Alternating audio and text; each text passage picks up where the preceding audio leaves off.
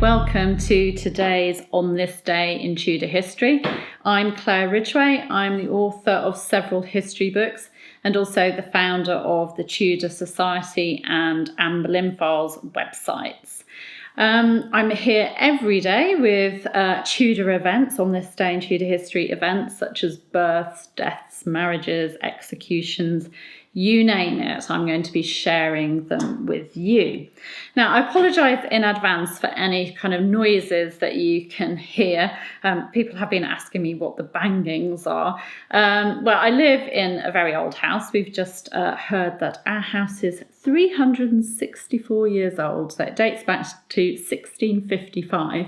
And it groans, it creaks and all sorts, and also the roof that I have just above my head expands in the sun, expands and contracts all the time, so you can hear it sort of making knocking sounds. So I'm very sorry about the background noises. Then of course we have the dogs and the cats and all sorts of things.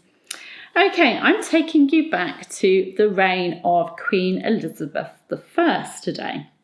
For it was on this day in Tudor history, the 16th of March 1589, or possibly the day before, the sources differ over the exact date, that Roman Catholic priests Robert Dalby and John Amias were executed at York in the north of England as traitors. Now, Dolby was originally from the East Riding of Yorkshire. He'd been a Protestant clergyman before he was converted to Catholicism. And we don't know much about either of these two men.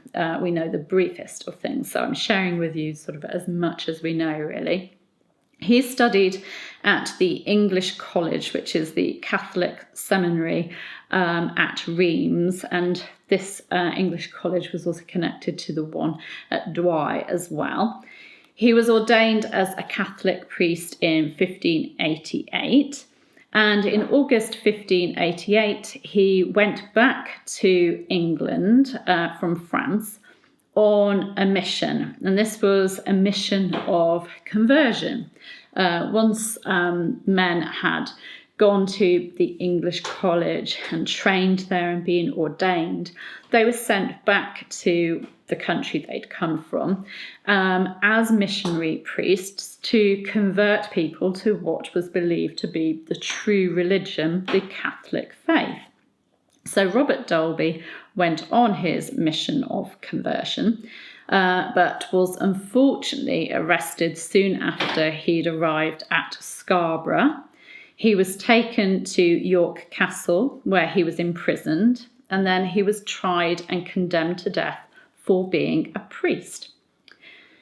John Amias. Now, this is the man who was executed on the same day as Robert Dolby. There's not even less known about him, and it's not even known whether John Amias was even his real name. In his Memoirs of Missionary Priests, which is a really interesting read, Bishop Richard Challoner writes that Amias was a Yorkshire man who studied at the English College at Reims, just like Dolby, and that he was ordained in 1581. The same year he was ordained, in June 1581, he was sent back to England, just like Dolby had been, on a mission. He was sent with a man called Edmund Sykes. But like Dolby, Amias was apprehended, didn't manage to complete much of a mission, and was tried and condemned to death for what Challoner describes as his priestly character, so simply for being a Catholic priest. Now, why would these two men, be tried and condemned to death and subsequently executed for being a priest?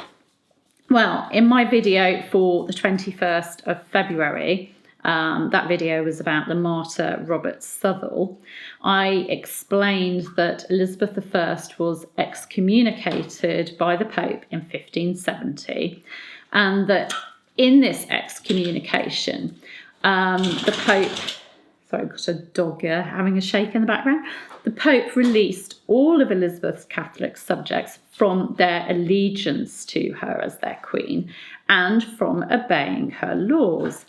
Now, this meant that Elizabeth's Catholic population and Jesuit priests coming to England to convert people to Catholicism were then seen as threats to Elizabeth and her government and as traitors.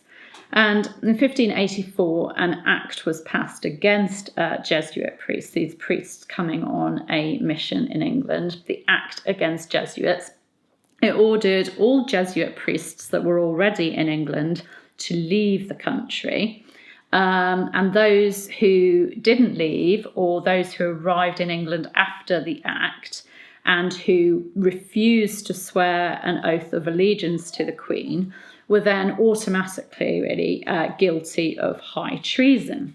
So Dalby and Amias were seen as traitors. They were priests on a mission.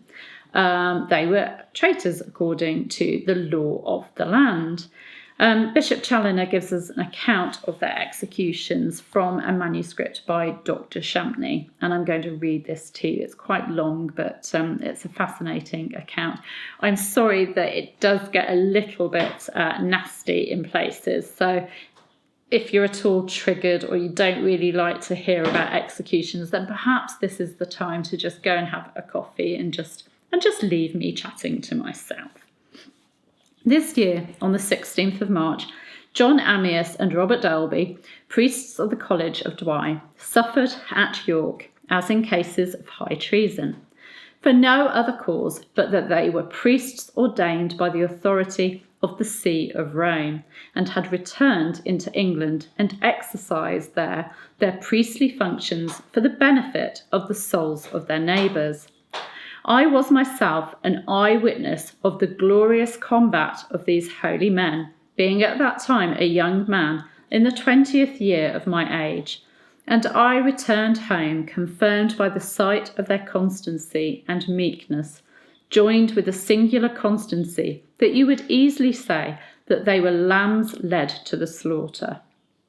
They were drawn about a mile out of the city to the place of execution, where, being arrived and taken off the hurdle, they prostrated themselves upon their faces to the ground, and there employed some time in prayer, till the former, Mr. Amias, being called upon by the sheriff, rose up, and with serene countenance walked to the gallows and kissed it.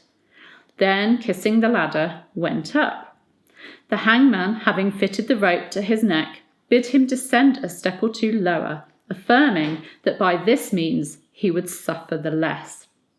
He then, turning to the people, declared that the cause of his death was not treason, but religion. But here he was interrupted and not suffered to go on. Therefore, composing himself for death, with his eyes and hands lifted up to heaven, forgiving all who had any ways procured his death, and praying for his persecutors, he recommended his soul to God, and being flung off the ladder, quietly expired, for he was suffered to hang so long till he seemed to be quite dead. Then he was cut down, dismembered and bowed, his bowels cast into a fire that was prepared hard by for that purpose, his head cut off, and the trunk of his body quartered. All this while, his companion, Mr. Dalby, was most intent on prayer. And just an aside here, can you imagine being the second one to be executed and seeing all that, and just knowing that that's what's going to happen to you next? Who, being called upon, immediately followed the footsteps of him that had gone before him, and obtained the like victory. Of course, the victory being the eternal reward in heaven. Champney goes on to say that a gentlewoman actually caused a scene at the executions by breaking through the crowd and making her way to where the bodies were being quartered, and that she fell on her knees, joined her hands in prayer, looked up to heaven, and declared an extraordinary motion and affection of soul, and then spoke some words that Champney couldn't hear. Immediately a clamour was raised against her as an idolatress, and she was driven away. Champney wasn't sure of her fate, whether she was then actually taken to prison for what she did. Now, both John Amias and Robert Dolby were beatified by Pope Pius XI on the 15th of December 1929. So they're now known as Blessed Robert Dolby and Blessed John Amias. So there you go. I'm sorry that it's not a very nice event, but there are lots of executions. I'll be sharing lots more with you, I'm afraid, this year, because these were bloody times. So that's what happened on this day in Elizabeth I's reign, the 16th of March 1589, the horrible executions of 2 Roman Catholic priests, John Amias and Robert Dalby in York in the north of England. You can subscribe to this channel if you're enjoying these On This Day in Tudor History videos. You can subscribe by clicking there. If you want to be notified as videos go live, you can, of course, hit the bell. I love to read your comments. I'm sorry that I can't answer all of them. It gets a little bit mad at times, but I do enjoy reading your comments, and it's wonderful to know that you're following me in my journey this year, 2019, of sharing a video each day. Anyway, I'll be back with more Tudor events tomorrow. Take care. Bye-bye.